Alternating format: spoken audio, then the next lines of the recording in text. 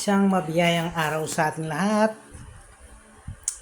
For today's video, aayusin natin itong ating malakbe bonsai. Ito palang malakbe bonsai na to guys. Kahit saan nakikita natin to, sa mga sapa, sa mga gilid-gilid ng daan, na kung saan itong malakbe na to, minsan namumunga siya parang alasas. Sobrang dami na niyang dahon, kaya alisin na natin yung mga medyo bata. Ititira natin yung mga may edad na para masolo nila yung mga vitamins. Malaki na to guys, oh. Kaya ang gagawin natin, aalisin na natin yung sobra-sobra niyang dahon na yan. Maraming salamat guys sa mga pag-share nyo at panonood. At nawa marami tayong matutunan sa mga ginagawa natin patungkol sa paghahalaman.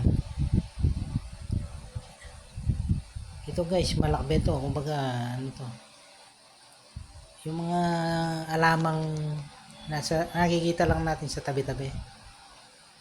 Pero napatubo natin. Malaki na to guys, oh. Tingnan nyo. Malaki na yung puno. Ipinatong natin siya sa bato.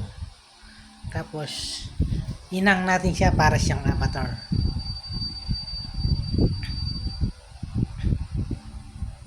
Sobrang dami na niyang dahon, kaya babawasan na natin para magiba na yung kulay ng dahon, puno ng mga namatitira.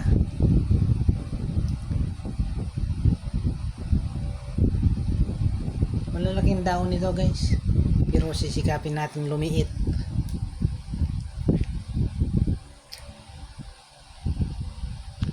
Puno ng malakbe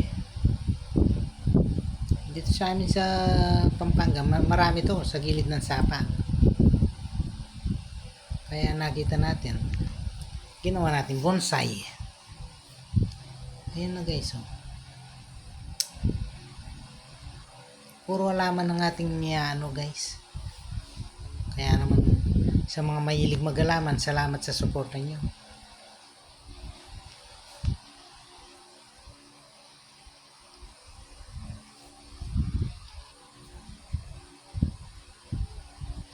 Yan, o, konti na lang yung itinira natin. Nasa ganon, magmukha siya. Pag pumuti na yung mga sanga nito guys, maganda to. Pag berde pa, yan eh, mahina pa yan. Aalisin na rin natin yung mga plastic na inilagay natin sa kanilang mga ugat. Nakikita nyo mamaya guys, yung ugat nya, nakahang sila. Ang ganda. Ilagyan ko lang sila ng pet bottle, plastic pet bottle. Yan, alisin na natin sila. Yan ang nagbibigay buhay sa halaman, yung mga ugat na malilit na yan.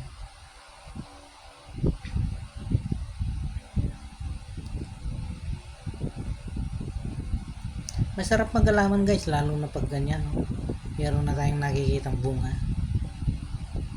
Mahirap lang sa umpisa, pero pag na-master na natin, magaan na lang yan. Kahit maliit lang itong bakuran namin, pinupuno ko ng halaman yan guys. Ni-extend natin sila.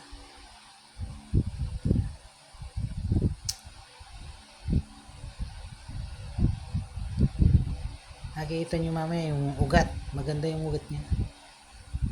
Aalisin na natin yung yun, mga plastic na ibinalot natin sa ugat.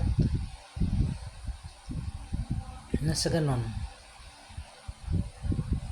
talagang magmukhang bonsai na siya. Magkaroon na siya ng korte. Pati yung mga maraming dahon na malalaki, aalisin na natin.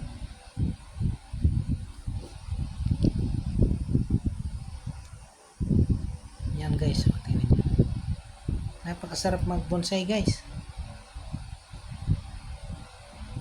Yan, pasusunurin natin sa gusto natin yan. O, tingnan nyo. Yan, o, ganyan kalaki yung puno niya guys. O, tingnan nyo. Yan, o. Tapos nakapatong sa bato. Yung mga gilid-gilid lang niya yung may ugat. Yung binalutan ko ng plastic. Yan, ganyan lang kadali. Oh. Tingnan niyo.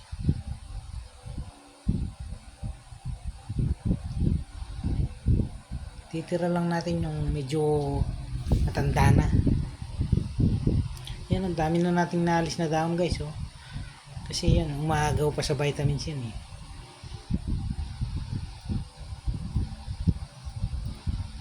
Yan, okay na yan.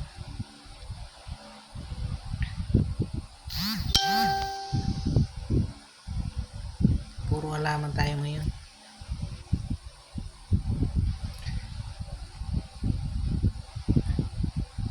Yan guys, oh, tapos na siya. Naalis na natin yung marami niyang dahon. Iayusin na. Pero hindi ko pa i-wire yan guys. Pag winire natin yan. Yun na. Yan o.